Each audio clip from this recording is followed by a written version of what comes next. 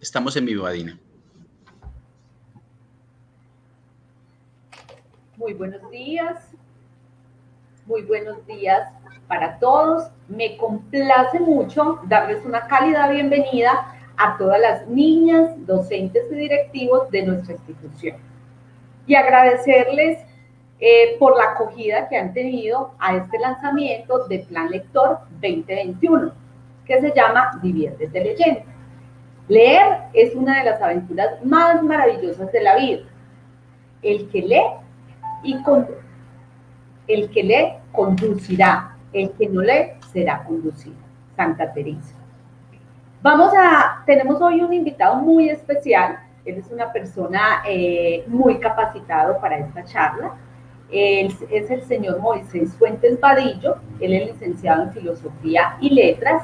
Es promotor de lectura y escritura, de oralidad, quien nos va a acompañar hoy y nos va a dirigir esta charla. Esta charla es motivación a la lectura de viva voz. Entonces los dejo acá con el señor Moisés. Moisés, bienvenido a nuestra institución. Para nosotros es un placer y un gusto que nos estés acompañando el día de hoy. Bueno, muy buenos días a todos. Y así como es un placer para ustedes, yo también siento un enorme placer que me tengan en cuenta, que nos tengan en cuenta para este tipo de conversatorios, charlas, de temas que además son importantísimos, iniciando además este ciclo escolar, que va a ser muy extraño para todos, porque venimos aprendiendo desde el año pasado una cosa que no sabíamos. Y bueno, estamos aquí para motivar a todas las personas que están conectados, no solo los estudiantes, sino los profesores, los padres de familia y cualquier otra persona que nos esté escuchando en este momento, para que se motive un poco a divertirse con la lectura, aprovechando el nombre del plan lector, que además me parece maravilloso, porque le han cambiado el enfoque. Y por ahí iniciaré, hay que cambiar el enfoque. Siempre queremos, y entonces ahí dice una lectura y sentidos, taller introductorio, ¿qué significa leer? Entonces aprovecharé todo el tiempo ese nombre que le han dado al plan lector para explicarles qué significa leer. Y es que en términos finales tienes el nombre del plan lector que ustedes han puesto. Entonces voy a iniciar mi taller. Me acompañarán en todo momento la profesora Dina y la profesora Amanda. Por ahora a voy a darles un poquitico aquí de, de espacio a la pantalla. Y bueno, voy a iniciar. Voy a iniciar con lectura y sentidos y con un taller introductorio que significa qué significa leer. Y lo primero que yo tengo que decir es que hoy en día leer significa mucho más que lo que significaba hace 500 años, o lo que significaba hace 250 años, e incluso lo que significaba hace 50, e incluso lo que significaba hace 10. Leer significa un montón de cosas. Primero que todo porque existen muchas formas de leer, muchas formas de leer. Y leemos todo el tiempo, así no lo sepamos. Y leen los chicos que tienen o 9 meses o 10 meses, pero también leen los que no saben leer, pero también leen los que no tienen visión, pero también leen los que no escuchan. Todo el mundo lee. Y en ese orden de ideas, lo que primero quiero que piensen es que leer no significa un libro y unos ojos. Significa otra cosa. No es eso. Entonces no es una decodificación de signos. No es eso. Es otra cosa. Y es lo que al final ustedes responderán. ¿Qué significa leer? Y cada uno encontrará un sentido, por eso se llama lectura y sentidos, a lo que significa leer. Un sentido muy personal, y cuando uno tiene un sentido muy personal, pues uno se apropia de eso mismo y pues por eso mismo a uno le va a gustar, porque a mí me gusta por eso. Es un sentido muy personal. Entonces, eh, primer ejercicio es ¿qué significa leer? Ahora, así como hay muchas formas de leer, hay muchos formatos para leer. No únicamente existe el libro, existen muchos otros formatos. Hace mucho tiempo solo teníamos el libro y después llegó las imágenes fijas, la fotografía, pero también después llegó la pintura siempre ha estado y la escultura siempre ha estado y de hecho eran entendidos como elementos para comunicar un mensaje. No es gratuito que en las grandes catedrales del medioevo y del renacimiento, existieran todas esas figuras, incluso algunas son infernales y otras cosas, como comunicado y como mensaje y como lenguaje para los creyentes y los fieles que asistían a las catedrales. Hay muchas formas, muchos textos. Está el libro, la escultura, la pintura, la música y lo más natural, está la cotidianidad. Está el cuerpo, todo el tiempo. El cuerpo es texto y todo el tiempo el cuerpo es leído, todo el tiempo. Cómo caminas, cómo te sientas, cómo vas por la vida. Es un acto. Lo que hoy es innegable e imposible que nos retiremos del lenguaje. Si ustedes quisieran dejar de pensar,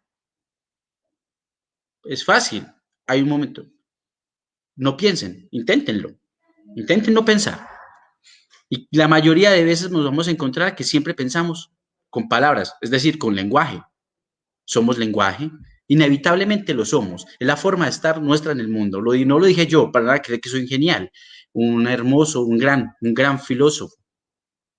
Heidegger ya nos ha dicho eso, ¿cierto? Habitamos poéticamente el mundo, somos lenguaje. Y en ese orden de ideas vamos a iniciar con algo. Lectura y sentidos. Recuerden, primer sentido, el sentido que yo le encuentre al acto de leer.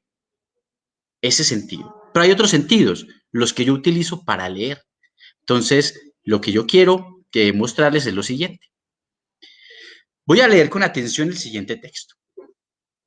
Ustedes también si pueden, ¿no?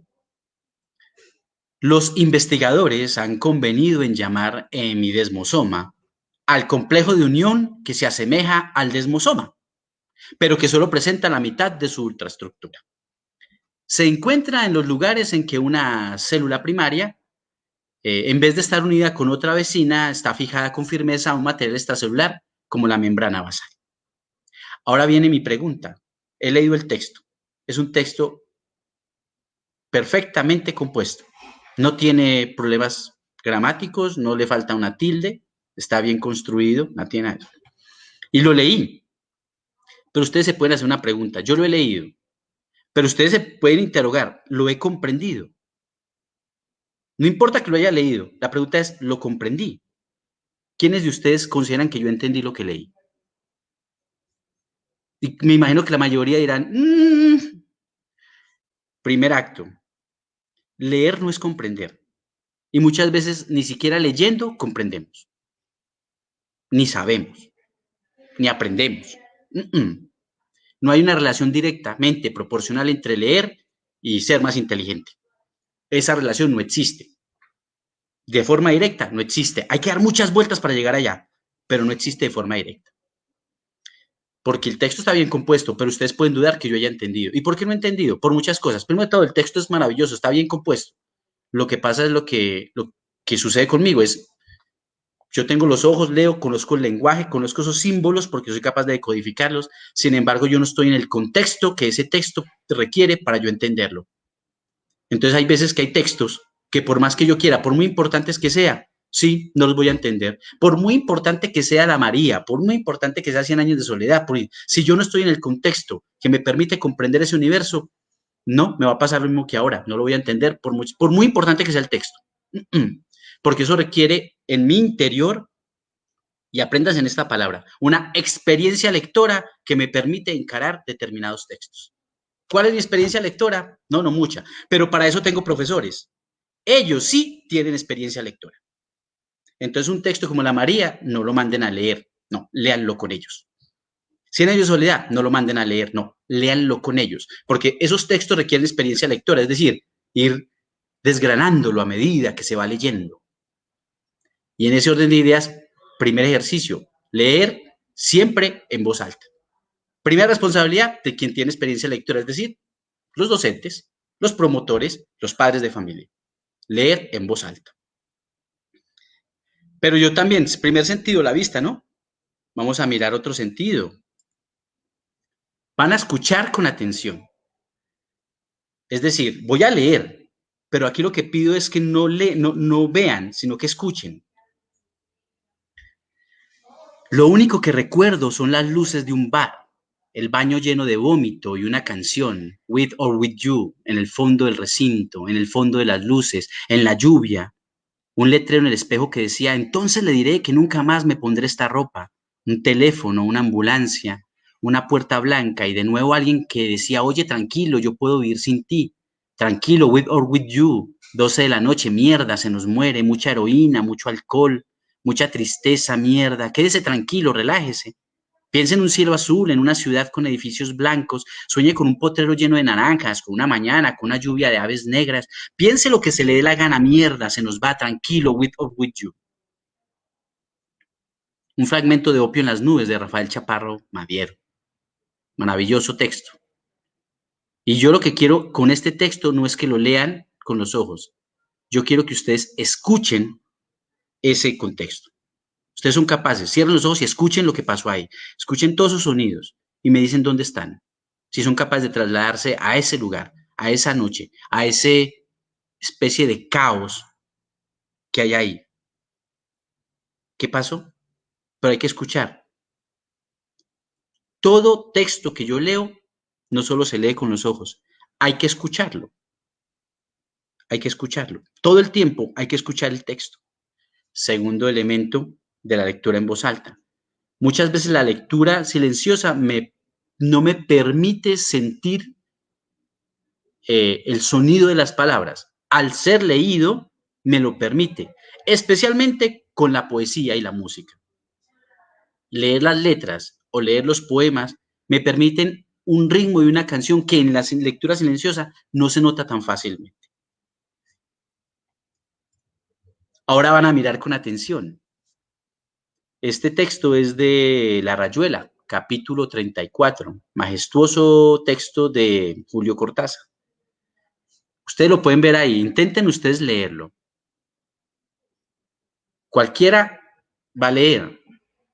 En septiembre del 80, pocos meses después de él y las cosas que lee, una novela mal escrita, fallecimiento de mi padre, resolví apartarme de los para colmo una edición infecta.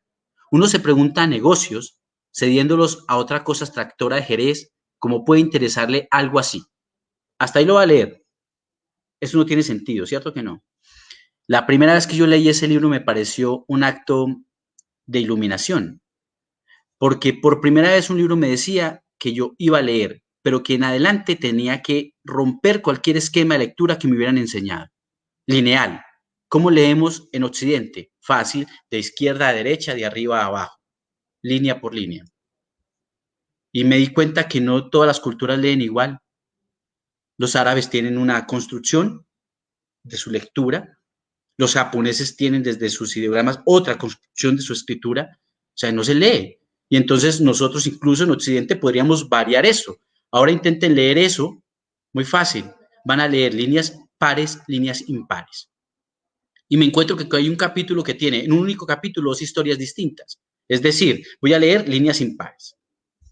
En septiembre del 80, pocos meses después del fallecimiento de mi padre, resolví apartarme de los negocios, cediéndolos a otra casa extractora de Jerez tan acreditada como la mía. Perfecto. Ahora a leer líneas pares. Y las cosas que lee, una novela mal escrita, para colmo, una edición infecta. Uno se pregunta cómo puede interesarle algo así. Ahí hay dos historias. Pero la primera forma de mirar no me lo dio. Yo tuve que darle muchas vueltas para descubrir que eso había que leerlo en líneas pares e impares. Y eso mismo que le estoy diciendo así, hay que hacerlo con cualquier texto. Hay que encontrarle, hay que desgranarle, hay que hacer. Ojalá un texto que me guste a mí. Hasta aquí una pequeña reflexión sobre qué significa leer. Leer es traducir lo que tienen los textos, diferentes formatos, a mi mundo, a mis palabras, a mi contexto. Si yo no soy capaz de traducir eso en mí, no voy a recordar lo que leí. Si yo leo algo que no me gustó, en una semana lo he olvidado. Si yo leo algo que me gustó, posiblemente en 2 meses todavía lo recuerde, pero después se me habrá olvidado. Pero si yo leo algo que ha transformado en algo mi existencia, eso que leí jamás se me va a olvidar. Es una regla fundamental. Y entonces voy a leerles un libro, un cuento. Se llama Historias para leer en los labios del silencio. Es una serie de cuentos escritos por Virginia Araya Gutiérrez e ilustraciones de Rocío Araya Gutiérrez, familiares ellas. Y esta historia muy hermosa se llama Cierra los ojos. Hay varias historias. Todas las historias tienen que ver con formas extrañas de las personas que están en el mundo. Entonces, esto se llama Cierra los ojos. Había una vez una niña llamada Clara que vivía con sus padres en una hermosa casa junto al bosque. A Clara le gustaba el lugar especialmente en primavera, cuando el campo se llenaba de flores y el cielo se cubría de aves que revoloteaban alegres con el sol dorado reflejado en sus plumas. Los padres de Clara eran muy felices allí y de hecho no imaginaban poder ser más felices y su vida era sencilla. En las mañanas jugaban con su pequeña Clara, le hacían reír, girar entre las flores. Al mediodía enseñaban a Clara los sonidos del bosque, el canto del río, el susurro del viento, los suaves golpes de los frutos maduros cayendo sobre la tierra. En las tardes mostraban a Clara la dulzura del valle, recogiendo moras y frutos. Y en las noches contemplaban los secretos del bosque, las huellas de los animales ya secas en la tierra y las estrellas brillantes que colgaban del aire oscuro. La madre de Clara se llamaba Rosa y el padre Sebastián. Sebastián era ciego, lo que significaba que sus ojos eran todo su cuerpo, menos sus ojos. Mientras Clara fue pequeña, no se dio cuenta de que su padre no veía las cosas igual que ella. Y cuando su madre se lo contó, se puso un poco triste, sobre todo porque aquel lugar era tan bello que le parecía terrible no poder contemplarlo. Su madre le dijo que no se pusiera triste y le explicó que muchas de las cosas más hermosas del mundo y muchas de las más importantes, como los deseos, los recuerdos y los sueños, se ven mejor con los ojos cerrados. Clara pensó que tal vez tenía razón, porque ella, para pedir su deseo de cumpleaños antes de soplar las velas, cerraba fuertemente sus ojos. Fue precisamente el día de celebración de su 7º cumpleaños cuando Clara se acercó a su padre y le preguntó con voz muy baja, apenas susurrando, como si se tratase de un secreto. Papá, ¿tú sabes cómo es mi cara? Pues claro, hija mía, respondió su padre. Tu rostro es cálido como la tierra a mediodía. Y diciendo esto, el padre cogió un puñado de tierra del suelo y la moldeó con sus dedos durante unos minutos. Tu pelo, Clara, es suave como los pétalos de los jazmines. Continuó diciendo mientras cogía del suelo unos cuantos pétalos y los colocaba sobre la bola de tierra que había moldeado. ¿Y mis ojos? Preguntó Clara ilusionada. Tus ojos, húmedos y redondos como los cantos del río, respondió el padre, y se acercó al arroyo a coger 2 piedrecitas que colocó con delicadeza a cierta distancia de los pétalos. ¿Y mi nariz? Siguió preguntando Clara, cada vez más y más interesada en la respuesta. Tu nariz, del tamaño de un ramo de margaritas, respondió su padre y formó un pequeño ramo que colocó en medio de las 2 piedritas blancas que acababa de poner. ¿Y mi boca, papá? Dime, ¿cómo es mi boca? Tu boca, Clarita. Tu boca es sabrosa como estas moras. Cogió del cesto 4 o 5 moras y exprimiéndolas con sus dedos, dejó caer el jugo bajo las margaritas ya colocadas y luego arqueó su forma hasta dibujar una sonrisa, igualita a la de Clara. Clara se sintió feliz y sorprendida. Le parecía estar mirándose en un espejo. Era ella, sin duda, era ella esa muñeca. Así fue como Clara comprobó que su padre la conocía perfectamente, aunque no la viera con los ojos abiertos, y supuso que conocía igual de bien el rostro de su madre, los contornos del valle, los cálidos atardeceres, la forma de todas y cada una de las cosas hermosas que encontrarán a su paso cada día. A partir de entonces, Clara jamás volvió a sentir pena por su padre y aprendió de él a ver las cosas también con los ojos cerrados. Muy bien. Maravilloso cuento. No sé a ustedes qué les parezca. Un cuento hermoso que tiene que ver también con cómo miramos las cosas. Y vuelvo al acto de leer. Entonces, acabo de hacer una lectura para ustedes. Y les voy a preguntar, no se concentren en el contenido de lo que leí, sino en la forma en que yo leí. ¿Cuál fue mi estructura para leer? ¿Qué hice? ¿Qué dejé de hacer? ¿Cómo me porté durante el proceso lector? Entonces, lo primero que les voy a decir es, para leer en voz alta, lo primero que se necesita es paciencia. No se puede tener afán, porque nos han enseñado a leer palabra tras palabra. Si ustedes aprenden a leer palabra tras palabra y los profesores seguimos enseñando a leer palabra tras palabra, perdimos el tiempo y lo seguiremos perdiendo en adelante. Cuando leemos un texto, nosotros no leemos las palabras, leemos el mundo que esas palabras componen, porque las palabras son mágicas. No vamos a leer palabras. Para leer palabras, pues eso llevamos haciéndolo de cualquier manera y entonces por eso hacemos el informe de lectura de cualquier manera y nos sale mal y no nos va bien. No estamos leyendo palabras.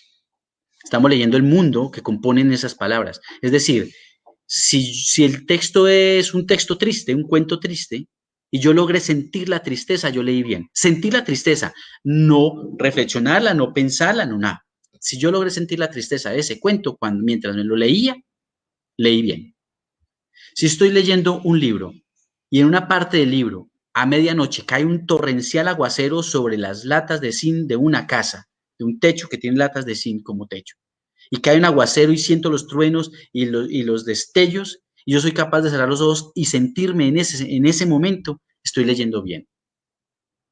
Si no, no lo estoy haciendo bien. No importa cuánto lea, no lo estaré haciendo bien. Si yo soy capaz de estar leyendo un libro, alguna cosa, y la canción me dice, y el libro me dice, como el texto que acabo de leer de Chaparro Madiedo, que hay una canción, y a mí no se me ocurre ir y poner esa canción, mientras está sucediendo el tema, el texto, me dicen, voy a decir cualquier cosa, y mientras yo la veía tan hermosa, voy a inventarme cualquier cosa, mientras yo la veía tan hermosa cruzar el parque, en la cafetería sonaba el adagio de Albinioni. Esa escena podrá ser muy simple, pero si ustedes van y ponen el adagio de Albinioni y vuelven y leen la escena, se dan cuenta por qué es tan importante que el hombre haya visto esa mujer tan hermosa mientras sonaba el adagio de Albinioni. Hay que, si el texto trae música, hay que escuchar la música o no. Si el texto me hace referencia a una obra de arte, pues hay que verla o qué. O si el texto me hace referencia a un punto en el universo, es decir, me encontraba por primera vez en el África Oriental. Entonces, Guinea, por allá.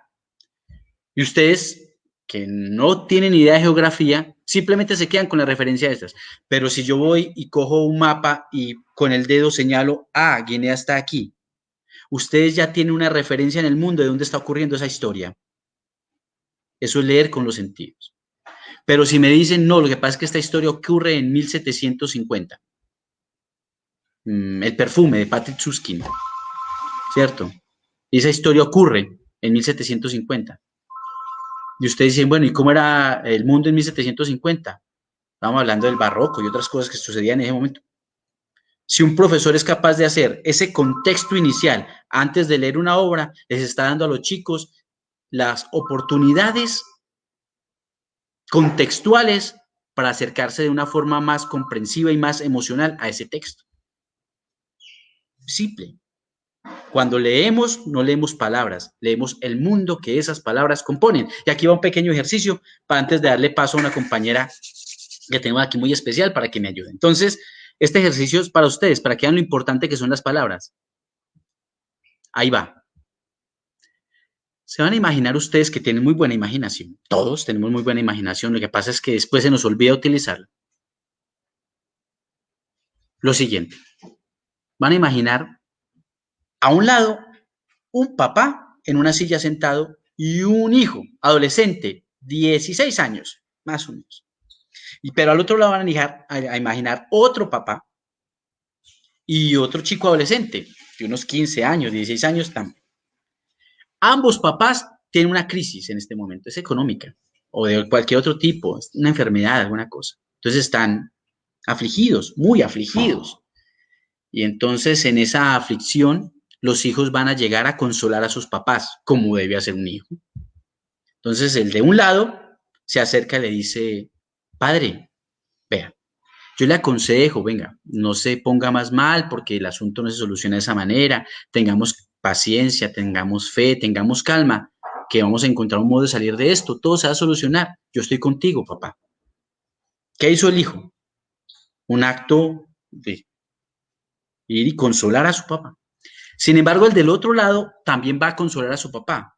Lo que pasa es que va a utilizar las siguientes expresiones. Uy, Cucho, cójala con su avena. El muchacho del otro lado también consoló a su papá. Lo que pasa es que utilizó otro lenguaje para eso. Ustedes que tienen tan buena imaginación se van a imaginar cómo está vestido uno y cómo está vestido el otro. ¿Qué hace uno o qué lugares suele frecuentar uno y qué lugares suele frecuentar el otro? ¿Qué come este? ¿Qué come este? ¿Qué imagina? ¿Cómo está vestido? Se pueden imaginar. ¿Y qué fue lo único que ellos hicieron? Abrir sus bocas y mencionar unas palabras. Y eso es muy peligroso, porque cada quien utiliza las palabras del mundo en que vive. Entonces, cuando ustedes me hablan a mí, me están diciendo en qué mundo viven. Cuando yo les hablo a ustedes, les digo en qué mundo viven. Entonces, ustedes verán qué palabras utilizan para decirme en qué mundo viven. ¿De qué mundos, de qué palabras se componen el mundo en el que ustedes viven? Porque cuando ustedes hablan, los demás se imaginan eso que ustedes acaban de imaginar de estos dos muchachos. Los demás también lo imaginan de ustedes. Simplemente ustedes hablaron. Y en ese orden de ideas, la oralidad, la lectura a viva voz, el hablar, es más importante que el leer y el escribir. Va de primero. Siempre va de primero. Irá de primero oralidad, lectura y escritura, en ese orden. Van así. Entonces, para que ustedes reflexionen sobre el poder de las palabras y por qué cuando yo leo no voy a capturar las palabras, sino el mundo que lo que componen, lo que está ahí detrás, no las palabras como tal, eso no tiene sentido. Bueno, voy a detenerme un momento por acá. Voy a minimizar esto aquí y voy a llamar a una compañera. Por aquí voy a estar. Buenos días, don Moisés. Muy buenos días. ¿Me permite hacer unas preguntas sobre la lectura? Claro que sí, Laura. Vamos a conversar un momentico, ya que tenemos un minuto. Y bueno, Laura nos va a acompañar. Y bueno, bien pueda, Laura. Dime, ¿qué preguntas tienes para mí? Listo, la primera. ¿Qué estrategia puede motivar a un estudiante a la lectura? A la lectura. Bueno, entonces voy a responder. Leer no es fácil.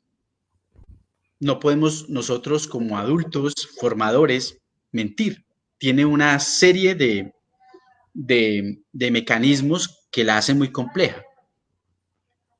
Gramática, fonética, semántica, sintaxis y otras cosas. Es muy difícil. El lenguaje es muy difícil, pero hay que leer. ¿Qué estrategias? Entonces, las estrategias que yo siempre recomiendo son las siguientes. Primera estrategia. Debemos buscar que les guste. Entonces, Laura, si tú quieres leer, debes encontrar aquello que te gusta leer. No todos leen literatura, no todos leen poesía. A algunos les gusta la astronomía, y a algunos les gusta la química, y a algunos les gusta la historia, y a otros la historia del arte. ¿Qué te gusta? Ya te has encontrado en el mundo. ¿Cuál es el mundo que habitas con el lenguaje? Y buscas textos de eso. Lo primero es, busca algo que te guste. Muchas veces nosotros como docentes creemos o tenemos una falsa idea de que tenemos el canon literario con el cual los muchachos aprenden el mundo. No, ese canon no funciona todas las veces y menos ahora. Hace 100 años no había internet, de pronto funcionaba para nosotros. Hoy con internet eso no funciona. Ellos conocen el mundo desde los 9 años. Mi hijo juega un juego que se llama Free Fire. Yo a los 9 años jugaba canicas y no hablaba con nadie. Y mi hijo juega con un mexicano, con un español, con un ecuatoriano y con un peruano. El mundo es distinto, entonces ese canon que nosotros como adultos pensábamos no funciona. Entonces, ¿cuál es la primera estrategia? Lee algo que te guste. 2, encuentra en el día, el momento preciso para leer. Debes encontrar el momento, porque no es lo mismo leer después del almuerzo, o leer a las 4 de la tarde, o leer a las 11 de la noche. Yo, por ejemplo, soy un lector nocturno. Yo siempre empiezo a leer a las 10 de la noche. Es el horario porque todo está tranquilo, porque mi cabeza ya, porque me he sacado de encima mis labores cotidianas y laborales, porque ya voy a leer lo que a mí me gusta, no lo que me toca en el trabajo, sino lo que a mí me gusta. Encontrar el horario. Pero es que me va bien leyendo a las 5 de la mañana, madruga y lee a las 5 de la mañana. Hay que encontrar el horario. Por eso muchas veces nos hace muy difícil, por ejemplo, a los que hemos sido docentes, las clases después de educación física. La lectura viva voz, aquí hay una estrategia para los profesores. Después de que unos chicos llegan de educación física, no intenten enseñarles ni matemáticas, ni español, ni sociales, ni nada. Siéntenos y cuéntenles una historia. Narra cualquier cosa, de cuando usted era niño, de qué es jugar billar, de una historia, cuenten una historia y recupérenlos. Si no, no sirve de nada enseñar matemáticas, de español, no sirve. Esa segunda estrategia, encontrar el día, ¿cierto? Porque hay que encontrar eso, básicamente. Entonces, para los chicos que se motiven, deben encontrar un texto que les guste y el lugar adecuado. El parque, el sofá, la cama, la sala, una silla especial, no importa qué. Y hay que empezar a generar un hábito. ¿Por qué el hábito? Por la siguiente razón. ¿Cuánto tiempo creen ustedes? Y Laura, tú me lo vas a responder. ¿Cuánto tiempo crees que debe leer una persona para ser buena lectora? Al día.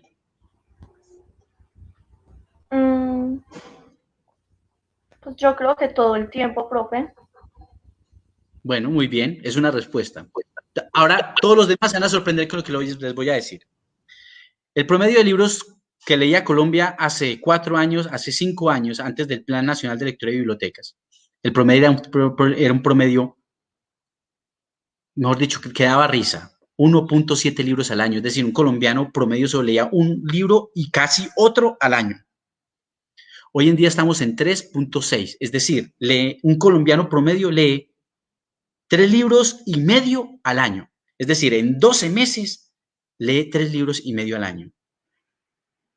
Y yo les digo que eso sigue siendo muy poquito. Y les voy a asustar. Un promedio aceptable serían 10 libros al año. Es decir, ¿cómo? ¿Cómo que 10 libros al año? ¿Y eso a qué horas voy a leer con tantas cosas que hay que hacer? Y les voy a dar una noticia. Para leer 10 libros al año, solo necesitan 20 minutos diarios. En 10 meses, 2 de vacaciones sin leer nada. 20 minutos diarios. En 20 minutos diarios, tú lees 10 páginas. Y al cabo de 200 días, has leído 2.000 páginas. Y 2.000 páginas son un promedio de 10 libros de 200 páginas cada uno. Se requieren 20 minutos diarios. Negociar 4 vallenatos, 4 reggaetones, un pedacito de novela, lo que sea. 20 minutos diarios. ¿No les parece, pues? Y leemos 10 libros al año. Lo que pasa es que nos ponen el trabajo. El libro es de 80 páginas y yo lo dejo faltando 2 días para leerlo. Y entonces yo desesperado, leyendo ese libro allá y lo cojo y entonces hacía la carrera y yo no entiendo nada, sabiendo que yo tenía el tiempo suficiente para leer lentamente y empezar a tomar mis notas y otras cosas. Lo que pasa es que tampoco, no. Quien no tiene experiencia lectora, que no intente leer más de 20 minutos diarios. 20 minutos, está bien y ya. No, ya a mí me enganchó el libro, entonces a Laura le enganchó el libro y Laura siguió leyendo 40 minutos, listo, está muy bien, el libro te enganchó, está perfecto. Entonces, ¿cuáles son las estrategias? Esas. Lee poco al día mientras coges experiencia, mientras coges hábito corporal y mental y Bueno, y la estrategia es, siempre que ustedes leen un libro, nosotros los profesores preguntamos el nombre del título y el del autor. Y ustedes nunca recuerdan el nombre del título y el autor del libro que están leyendo. O sea, no están leyendo. Hay que preparar la mente, hay que obligarla, porque la mente es nuestra. Cada vez que lean un libro, siempre se van a preguntar, ¿qué libro estoy leyendo?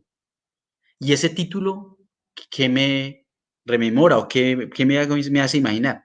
¿Quién lo escribió? Ya. Y cada vez que abran el libro, no importa que ya lo hayan leído en la mitad, vuelven al título y vuelven al autor. ¿Qué estoy leyendo? ¿Quién lo escribió? Le están diciendo al cerebro que tiene que aprender a memorizar. Simple. Muy bien, Laura. Segunda pregunta que me decías que tienes. Listo, la segunda pregunta es, haciendo referencia al nombre del proyecto Plan Lector, Diviértete leyendo, ¿cómo podemos hacer de la lectura un disfrute o un espacio de recreación? Muy bien. El plan lector es muy importante para las instituciones. Me parecen maravillosos. Porque además los profesores se ponen una tarea importante, escoger los textos, indagar sobre eso, crear las actividades, generar el cronograma, todo lo que institucionalmente nos da. Pero ¿y cómo nos divertimos con eso? ¿Cierto? Nosotros los promotores de lectura no alfabetizamos, sino que hacemos una cosa que se nos olvida en las escuelas. Les voy a contar una historia aquí para los profesores. Los niños hasta quinto de primaria leen como ningún otro en este país. Todos leen y prestan libros y en las bibliotecas públicas, las salas infantiles están llenas y lo disfrutan. Si vieran la cara de esos chicos leyendo una historia, lo disfrutan, se les nota en la cara, es genuino.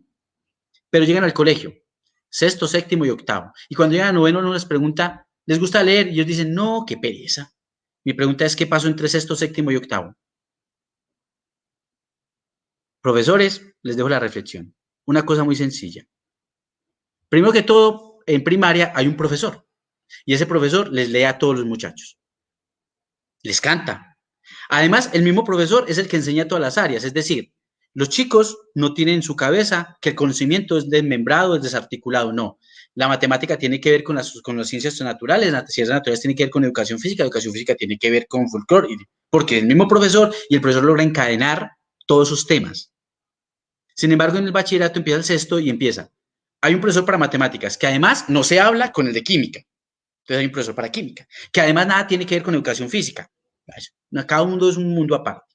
Y ninguno de esos se preocupa por leerle a los otros chicos, sabiendo que ellos venían de que les leyeran descantar. ¿Por qué? No, están muy grandes para que se les lea en voz alta. Jamás nadie, así tenga la edad que tenga, está grande para que se lea un libro a voz alta, a viva voz. ¿Cómo hacer para disfrutar de eso? Primer ejercicio y primera regla de todo. Vamos a volver a disfrutar todos desde el principio de leer los libros. Y va a haber una actividad dentro del plan lector, una que se va a leer y no se va a evaluar. Se va a leer por disfrute, por goce, por gusto. Vamos a hablar de ella, vamos a hacer tertulias, vamos a inventarnos una actividad extraacadémica. Si leímos un libro de cocina, pues vamos a armar la comitiva, vamos a intentar replicar el plato. No sé, cualquier cosa. Pues eso no se evalúa. Simple. Los profesores, a leer a viva voz, vamos. ¿Qué les gusta a ustedes? Muchachos, me encontré este texto. Venga, yo se los comparto y lean con entusiasmo. Léanla. Que si ustedes leen con entusiasmo, el que está allá dice, a ese man le gusta leer, eso tiene algo de bueno. Así como cuando usted fuma o toma café y se le nota ese entusiasmo fumando o tomando café. Y los chicos lo ven y le dicen, uy, eso tiene que ser muy bueno. ¿Para qué man ponga esa cara mientras fuma? Lo mismo piensan de cuando lo ven a usted leyendo. La misma vaina. Exactamente. Entonces, ¿cómo hacer para disfrutar? Hacerlo un acto recreativo. Si van a leer. Primero que todo, ya les volví a decir, libros que les gusten. Si hay un libro que ustedes empezaron a leer y por más que ustedes quieran, no les está gustando, no le den la oportunidad, cámbienlo por otro. Es mejor cambiarlo por otro. Tercera pregunta, querido. Y la última pregunta es, ¿qué tipo de libros nos recomienda a nosotros los jóvenes? Muy bien. No solo, entonces aquí voy a ampliar la respuesta. No solo les recomiendo a los jóvenes, sino esta recomendación es para todo el mundo. Hay una nueva de cierta manera, categoría que es la literatura infantil y juvenil. Pero eso es muy nuevo. Hasta 1954 esa categoría no existía. Es más, no existía la categoría de tareas de primera infancia, niños, adolescentes, jóvenes, adultos y adultos mayores.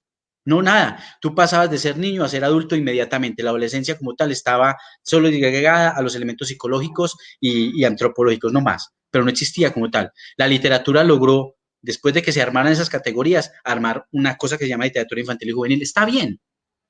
Sin embargo, ¿yo qué recomiendo? ¿Existen libros para jóvenes? Claro que sí. ¿Y cuáles son los libros? Pues los que tocan temas que tienen que ver con el mundo de los jóvenes. Y bueno, Laura y los que me estén escuchando en este momento sabrán cuáles son esos temas. Nosotros los adultos consideramos que los chicos no tendrían por qué tener problemas, ningún tipo de problema, pues que están en casa, tienen alimentos, no, y hay otros muchos. Y en un mundo como estos que además enferma a la gente, no es un mundo que está hecho para enfermar a la gente, una sociedad que enferma a la gente. Los chicos también se enferman y empiezan a sufrir un montón de cosas. Era antes muy fácil que mamá estuviera en casa, que pudiera criar a los hijos y entonces el desarrollo lingüístico era mucho mejor. Sin embargo, a mamá ahora le toca ir a trabajar y los chicos pasan todo el tiempo solos. ¿Y qué vamos a hacer, pues? Entonces, ¿qué tenemos ahí? Todos los temas de toda la literatura de todos los tiempos. Soledad, angustia, depresión, amor, tristezas, desencantos, alegrías, temor a la muerte, temor a la vida, sueños, viajes, aventuras. Todos los temas han sido de toda la vida. ¿Qué libros recomiendo para cada joven? Es fácil.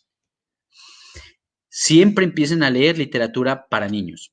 Todos, profesores, padres de familia, adolescentes y jóvenes que me están viendo hoy. Si ustedes no tienen experiencia lectora, empiecen a leer libros para niños. Y se van a dar cuenta que son profundos, que tienen una cosa maravillosa. Y como ustedes leen eso y se divierten, les va a gustar leer. Después pasamos a libros para jóvenes. Hay colecciones maravillosas. Una que yo siempre recomiendo se llama Zona Libre, de la editorial Norma. Un montón de libros. Voy a hablarles de algunos rápidamente. Me dicen Sara Tomate, un libro para chicos de cuarto, quinto, sexto, séptimo, octavo, más o menos. Es un chico que se llama Salvatore D'Amato, pero le dicen Sara Tomate. Sufre en el colegio, como un berraco. Lo que pasa es que él es inglés, no italiano. Con ese nombre, pues, ¿qué? Uno sería italiano, no, es inglés. Y tiene un problema, tiene una mamá odontóloga y una mamá, un papá odontólogo y una mamá que trabaja. Y entonces él tiene un problema. Tiene 12 años y no ha besado a ninguna chica. Y entonces él empieza el libro diciendo claramente que tiene 6 meses para solucionar 2 problemas. 1, besar a una chica y escribir un poema con cada letra del abecedario. Y si al finalizar los 6 meses no ha hecho eso, él va a pensar tomar serias medidas sobre su existencia, es decir, se quiere suicidar, si él no logra besar a una chica.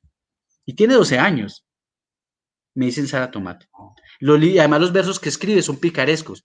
La A, ¿cierto? La B de busto, la C de culo, la D de riero, la F de, no sé, la C de caspa, o sea, utiliza palabras además inapropiadas para escribir los poemas. Ese libro me gusta. Muchos otros. Los ojos del perro siberiano, de Antonio Santa Anna. Un chico que, teniendo 5 años, ve salir a su hermano mayor de la casa para nunca más volver. Y cuando tiene 19 años, decide contar la historia de ese día y contarnos por qué el chico salió de la casa. Su hermano tenía SIDA y murió fuera de la casa. Y es un libro maravilloso. Un libro maravilloso. La historia es maravillosa porque es el reencuentro de un niño con sus padres y con su hermano después de mucho tiempo, después de muchos años, 14 años después. Un reencuentro mental y emocional con sus padres. Ese tipo de literaturas. Lo que pasa es que yo leo los libros y los hablo con tanto dramatismo que quien me escucha me dice, el libro tiene que ser bueno. Yo lo voy a leer. Necesitamos profesores, así. Necesitamos papás, así. Y si no saben, pues van a las bibliotecas públicas o me llaman a mí o me buscan a mí, que yo sí sé, de eso sí sé. Me he dedicado durante 25 años de mi vida a leer libros, de eso sí sé. Entonces, yo no sé, yo no hago buñuelos, pero sí sé quién los hace muy ricos. Esa es una técnica, ¿cierto? Entonces, ¿qué libros recomiendo yo? Toda literatura infantil y libros de literatura juvenil. Por ejemplo, la colección Zona Libre. Me encanta toda. ¿Me vas a hacer otra pregunta? Laura. Eso era todo, profe. Bueno, listo, muy bien. Bueno, muy bien. Entonces, para que ustedes, bueno, voy a pasar por aquí, y voy a recuperar la pantalla. Y bueno, ya estamos llegando al final. Antes de darle paso a las profesoras para que me acompañen en esta despedida, y voy a leer 22 razones para leer. Ya saben, ¿qué significa leer? Ahora voy a dar unas razones. Si yo les preguntara a ustedes, si les hubiera hecho esta pregunta al principio, muchos de ustedes dirían, no, para ampliar el vocabulario, no, para conocer más, no, para hacer... Sin embargo, van a ver que dentro de estas 22 razones, eso no es tan importante. Para vivir más. Resulta que nosotros somos finitos en el tiempo. Y quien solo vive una vida, quien no lee, solo vive una vida. Pero quien lee puede vivir su vida y además la vida de todos los personajes de los libros que ha leído. Es decir, yo fui Juan Pablo Castel, el pintor que mató a María Iribarne, pero yo también soy El extranjero de Camus, pero yo también soy Hamlet de Shakespeare, pero yo también pude ser Don José de todos los nombres de Saramago. Yo he podido ser muchos, yo he podido ser Horacio de la Rayuela, pero también he podido ser el inmortal de las ficciones de Jorge Luis Borges. No importa. Para detener el tiempo, claro, estamos acostumbrados a ir a la velocidad y leer es un acto anacrónico, es decir, está fuera de nuestro tiempo. No, pero podemos leer para detener el tiempo, para tranquilizarnos, para saber que estamos vivos. Muy bien. De pronto algún día encontramos un libro que me hizo saber que estábamos vivos. Les recomiendo un libro que a todos nos hace saber que estamos vivos. Lo que no tiene nombre, de Piedad Bonet, para que lo anoten por ahí. Para saber, para aprender, para aprender a pensar. Para aprender no es pensar. Exactamente, aprender no es pensar. Para aprender y para aprender a pensar. Porque cuando yo leo libros, también aprendo la estructura del pensamiento de quien escribió ese libro. Así yo no lo sepa, lo estoy aprendiendo. Entonces, por eso, y cuando escucho música también, por eso nosotros molestamos mucho con la música. ¿Qué tipo de música escucha? Porque esa música, esa forma del lenguaje es la que usted está aprendiendo. Para descubrir el mundo, para conocer otros mundos. Una cosa es descubrirlo y otra cosa es conocerlos. Para conocer a los otros, para conocernos a nosotros mismos. Para compartir un legado común. Estamos en una historia y en un contexto. A mí me tocó ser colombiano. No francés, no alemán, no chileno, colombiano. Entonces debo leer eso, qué significa ser colombiano. Y ustedes todos los días lo hacen, para crear un mundo propio. Eso es muy importante. Muchas veces quien lee y empieza a leer y le gusta, le da unas ganas enormes de escribir en qué mundo vive. ¿Lo escriben? Para reír, para llorar, para consolarnos, para desterrar la melancolía o para traerla, para ser lo que no somos, para no ser lo que somos, para dudar, para negar, para afirmar, para soñar. Mi invitación es que aprovechen cada minuto de las actividades del Plan Lector, que aprovechen cada página de los libros que les corresponde leer, pero que intenten leer algo que les guste mucho, cualquier cosa. Ya les dije, no tiene que ser solo literatura, puede ser historia, puede ser una biografía, puede ser un libro de ciencias naturales, puede ser el libro de los animales más impresionantes del universo. Bueno, cosas por eso, por el estilo, sirve. Nosotros en el Plan Lector también deberíamos de incluir ese tipo de temas. El profesor de matemáticas debería tener 3 o 4 libros incluidos en el Plan de Lector.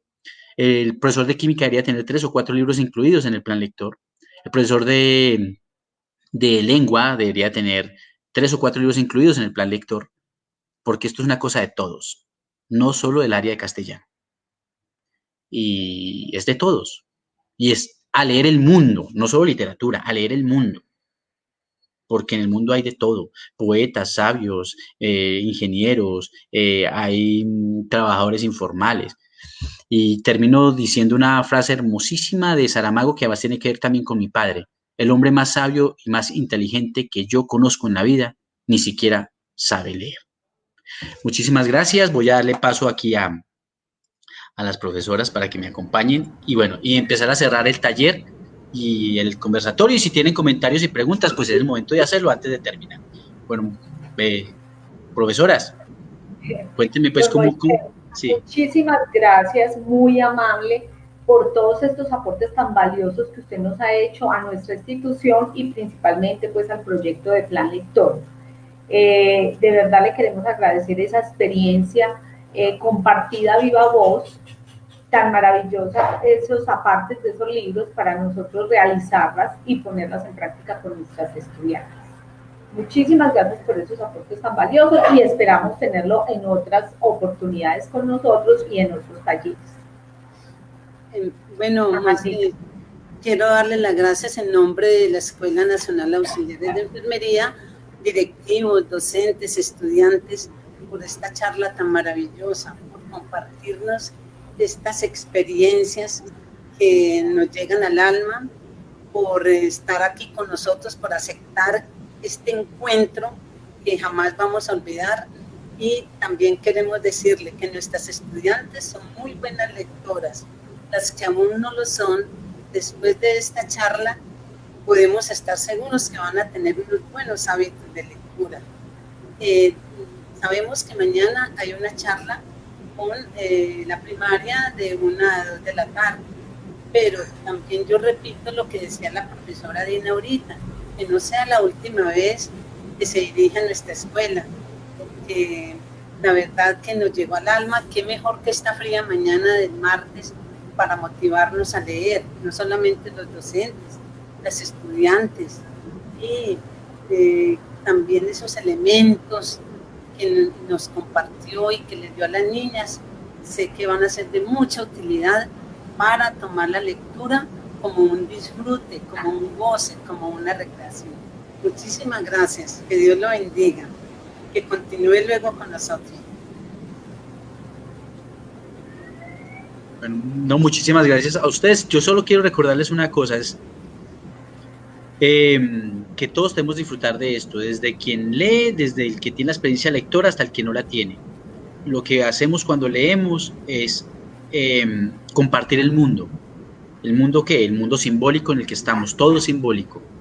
Y entonces lo que hacemos es compartir el mundo. Entonces, si bien somos docentes y sabemos la responsabilidad y tenemos que tener estrategias de realimentación para nosotros saber si la transferencia conceptual está bien hecha o no está bien hecha, perfecto.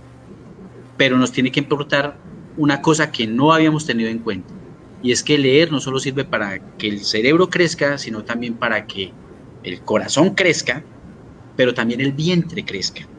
O sea, son los 3 elementos: pensamiento, emoción y intuición. La intuición del mundo en el que vivimos, que tiene que transformarse todos los días, y que los chicos, a nosotros, que se supone, nos ven, nosotros estamos conformando el mundo con ellos. Entonces, ¿qué mundo queremos? Creo que en los libros hay muchas buenas experiencias de eso, y invitarlos a leer, invitarlos a que, bueno, ahorita en marzo las bibliotecas públicas empezarán a abrir sus puertas para que nos visiten, para que los profesores me tengan en cuenta, para que escriban, para que alguna vez nos podamos encontrar nuevamente, para que tengamos una charla interesante sobre libros. Y bueno, esas son las cosas que yo les quería dejar el día de hoy. Espero les haya gustado. Igual mañana me encontraré nuevamente con las profesoras para una charla con los chicos de primaria. Entonces no nos demoramos mucho en encontrarnos. Entonces hasta el día de mañana. Muchísimas gracias a todos ustedes. A usted, Moisés, muchísimas gracias.